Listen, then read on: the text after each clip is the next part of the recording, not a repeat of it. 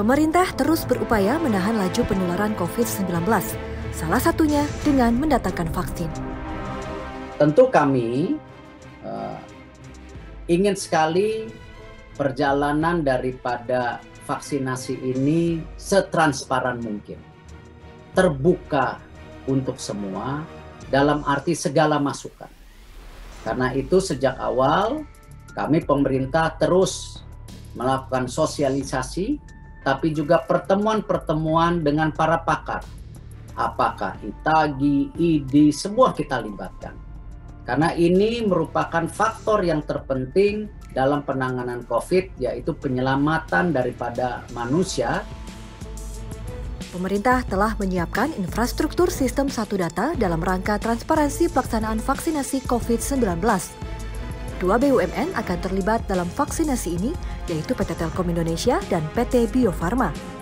Data yang digunakan sebagai dasar vaksinasi ialah milik pemerintah dan tidak ada campur tangan pihak lain.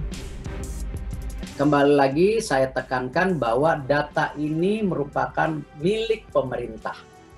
Kami dari BUMN, Telkom, Bio Farma ini sebagai agregator saja untuk menjaga supaya data ini bisa terekam dengan baik, datanya baik. Jadi bukan milik kita, ini milik pemerintah.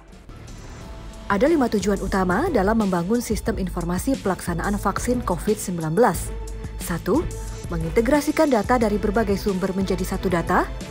2. Menyaring data individu penerima vaksin prioritas. 3. Membangun aplikasi pendaftaran vaksin baik program pemerintah maupun program mandiri. 4.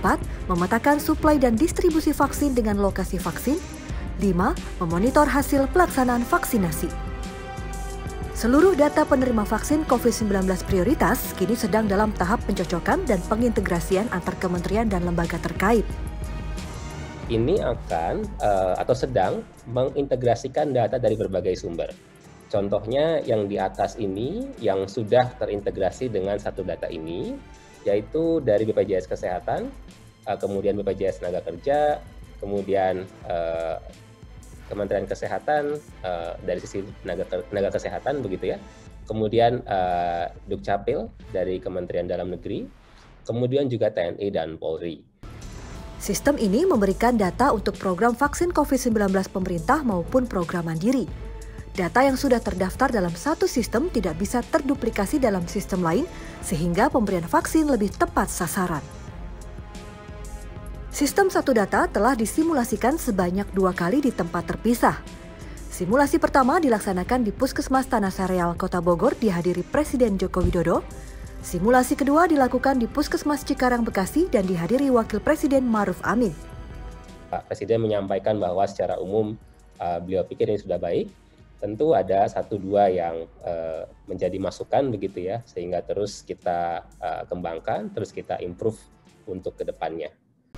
Pemerintah juga memanfaatkan teknologi untuk mengotomatisasi pelaksanaan vaksinasi COVID-19 ini untuk menghindari kesalahan serta mempercepat proses. Dengan kompleksitas yang seperti ini tentu dibutuhkan teknologi, baik teknologi yang sifatnya nanti adalah hardware ataupun software, dengan tujuan beberapa hal. Yang pertama adalah untuk mengautomasi. Bayangkan kita akan melakukan vaksinasi jumlahnya ratusan juta orang gitu ya. Kita akan menggunakan teknologi untuk bisa mengautomasi proses-proses yang sebelumnya manual akan menjadi 100% otomatis atau mungkin beberapa persennya, sebagian besarnya menjadi lebih otomatis. Kemudian dengan teknologi ini juga diharapkan kita bisa menghindari banyak kesalahan atau error. Kemudian dengan teknologi ini kita juga ingin mempercepat proses yang sebelumnya lama, proses pendaftaran, proses verifikasi, kita bisa lakukan secara cepat.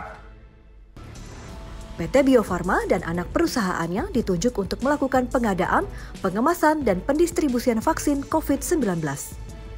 Kita akan coba mendeliver vaksinasi ini secepatnya, kemudian kita bangun industri healthcare, ekosistem healthcare Indonesia yang lebih modern, yang lebih bagus, dan tentu akan ada korelasi yang langsung dengan kebangkitan ekonomi.